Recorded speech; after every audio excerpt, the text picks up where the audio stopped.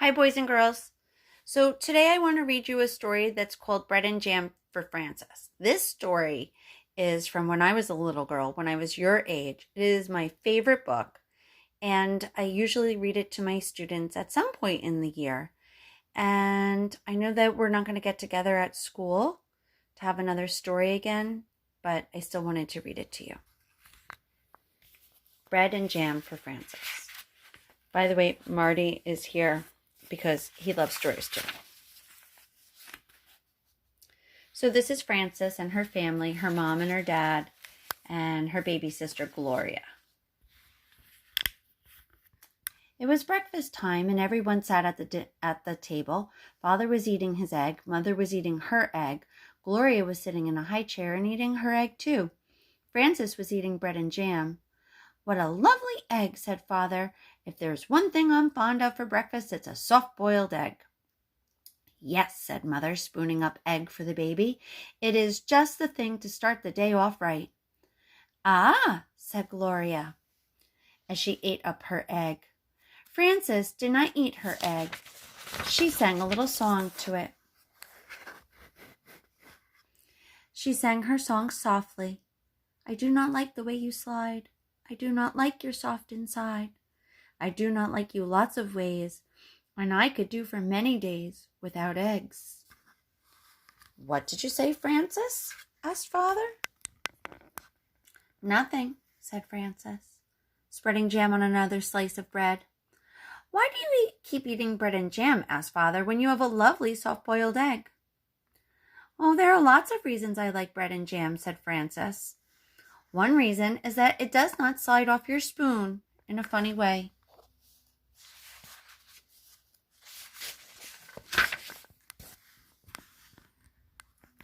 "Well, of course," said Father, "not everyone is fond of soft-boiled eggs for breakfast, but there are lots of other kinds of eggs.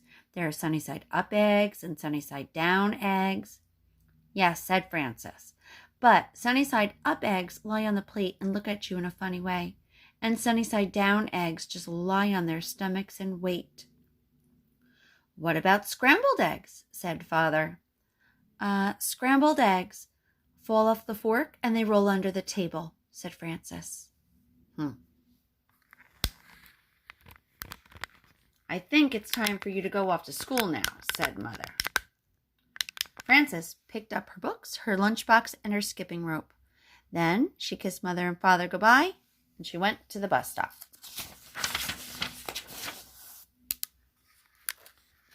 While she waited for the bus, she skipped and she sang, "Jam on biscuits, jam on toast. Jam is the thing that I like most. Jam is sticky, jam is sweet, jam is tasty, jam's a treat.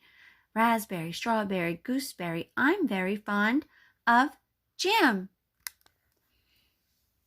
She really loves jam. That evening, for dinner, Mother cooked breaded veal cutlets with string beans and baked potatoes. "Ah," said Father, "what is there handsomer on a plate and tastier to eat than breaded veal cutlet?" "It is a nice dish, isn't it?" said Mother. "Eat up the string bean, Gloria." "Oh," said Gloria, and ate it up. She had already eaten her dinner of strained beef and sweet potatoes, but she liked to practice with a string bean when she could. What do you think Frances is going to say about her dinner? "Where do breaded veal cutlets come from?" asked Frances, "and why are French cut stringless beans called string beans?" "We can talk about that another time," said Father. "Now it's time to eat our dinner." Frances looked at her plate and she sang, "What do cutlets wear before they're breaded? Flannel nightgowns, cowboy boots, furry jackets, sailor suits." Then she spread jam on a slice of bread and she took a bite.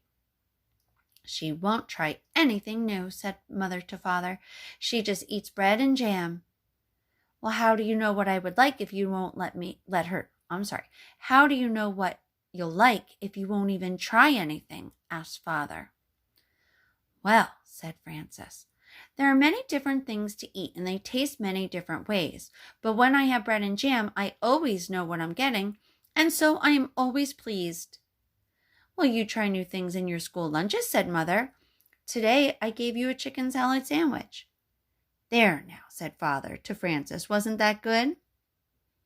Well, said Frances, I traded it to Albert. What? For what? Said Father. Bread and jam, said Frances.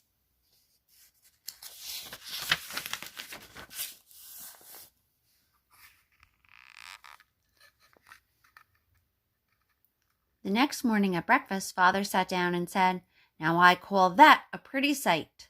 Fresh orange juice and poached eggs on toast. There's a proper breakfast for you. Thank you for saying so, said Mother. Poached eggs on toast do have a cheery look, I think. Frances began to sing a poached egg song. Poached eggs on toast, why do you shiver? With such a funny little quiver. Then she looked down and she saw that she did not have a poached egg. I do not have a poached egg, said Frances. I have nothing but orange juice. I know, said Mother. Why is that? Said Frances. Everybody else has a poached egg. Even Gloria has a poached egg, and she's nothing but a baby. I know that you do not like eggs, said Mother, so that is why I did not poach one for you. Have some bread and jam if you are hungry. Frances had a slice of bread and jam, and she went to school. Do you see how Marty's ear is covering up the words? I know the story by heart. When the bell rang for lunch, Frances sat down with her friend Albert. What's for lunch today? What do you have for lunch today? Said Frances. I have a cream cheese, cucumber, and tomato sandwich on rye bread, said Albert, and a pickle to go with it, and a hard-boiled egg, and a little cardboard shaker of salt to go with that, and a thermos bottle of milk, and a bunch of grapes, and a tangerine, and a cup of custard, and a spoon to eat it with. What do you have? Frances opened her lunchbox. Bread and jam, she said, and milk. You're lucky, said Albert. That's just what you like. Now you don't have to trade.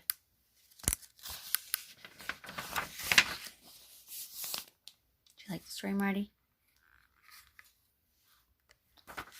That's right, said Frances, and I had bread and jam for dinner last night and breakfast this morning. You certainly are lucky, said Albert. Yes, said Frances, I'm a very lucky girl, I guess. But I'll trade if you want to. That's all right, said Albert. I like cream cheese and cucumbers with tomatoes and rye. Albert took 2 napkins from his lunchbox. He tucked one napkin under his chin. He spread the other one on his desk like a tablecloth, and he arranged his lunch neatly on the napkin. With his spoon, he cracked the shell of the hard-boiled egg. He peeled away the shell and bit off the end of the egg. He sprinkled salt on the yolk, and he set the egg down again. He unscrewed his thermos bottle cup, and he filled it with milk. Then he was ready to eat his lunch. He took a bite of his sandwich, a bite of the pickle, a bite of hard-boiled egg, and a drink of milk. Then he sprinkled more salt on the egg, and it went around again. Albert made the sandwich, the pickle, the egg, the milk, all come out even.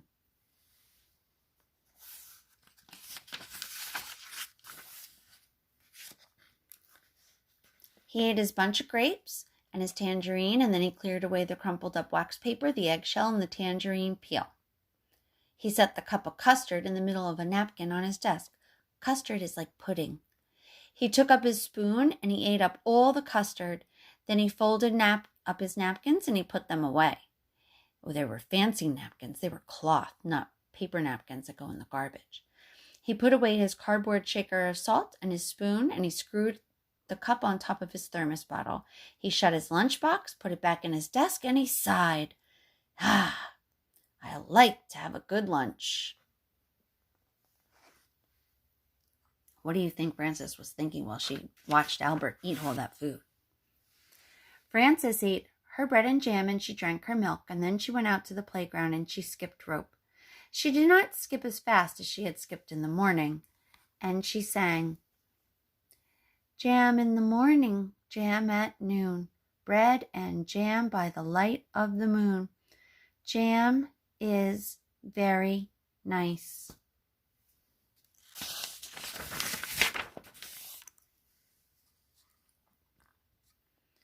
When Frances got home from school, Mother said, "I know you like to have a little snack when you get home from school, so I have one all ready for you." "I do like snacks," said Frances, running for the kitchen. "Here it is," said Mother, "a glass of milk and some nice bread and jam for you."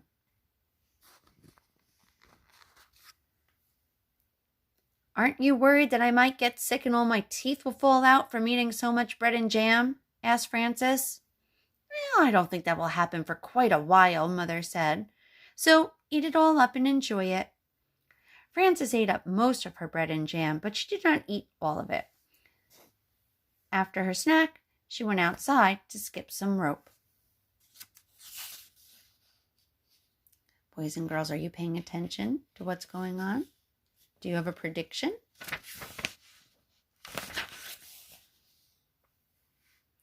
Frances skipped a little more slowly than she had skipped at noon, and she sang, "Jam for snacks and jam for meals.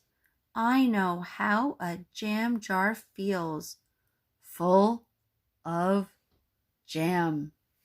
Look at her face. I think she's getting a little sick and tired of the bread and jam.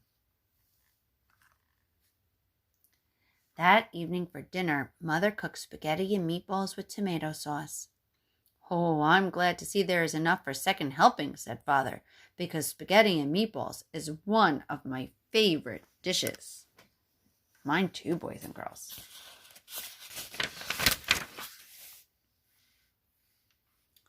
"Spaghetti and meatballs are a favorite with everybody," said Mother. "Try a little spaghetti, Gloria."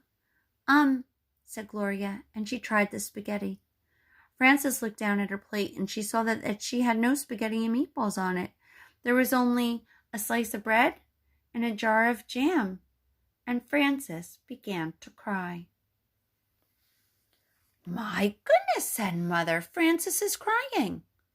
"What's the matter?" asked Father. Frances looked down at her plate, and she sang a sad little song. She sang so softly that Mother and Father could scarcely hear her. "What I am is tired of jam."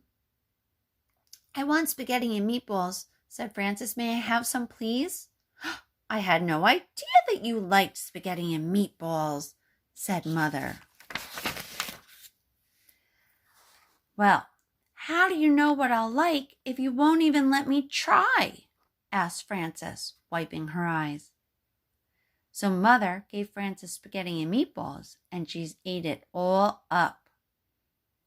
Remember her father said to her before, "How do you know what you're going to like if you don't even try it?"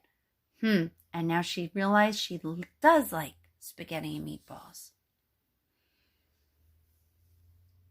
The next day when the bell rang for lunch, Albert said, "What do you have today?" "Well," said Frances, laying a paper doily on her desk and seeing a tiny vase of violets in the middle of it. "Let me see." And she arranged her lunch on the doily. So a doily is like a lace. So she's making herself like a little tablecloth. And she has a little vase with flowers in it. Isn't that cute? That's how we used to eat lunch in the olden days, boys and girls. Not really.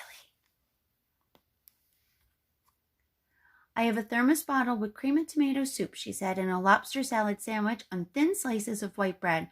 I have celery, carrot sticks, and black olives, and a little cardboard shaker of salt for the celery, and 2 plums and a tiny basket of cherries and vanilla pudding with chocolate sprinkles and a spoon to eat it with." "Well, that's a good lunch," said Albert. "I think it's nice that there's all different kinds of lunches and breakfasts and dinners and snacks. I think eating is nice." "So do I," said Frances, and she made the lobster salad sandwich, the celery, the carrot sticks, and the olives all come out even. And that's the end. So boys and girls, I hope you liked one of my favorite stories, Bread and Jam for Frances. And for those of you who are picky eaters, just remember, it's good to try something new. You never know when you might like it. Bye-bye.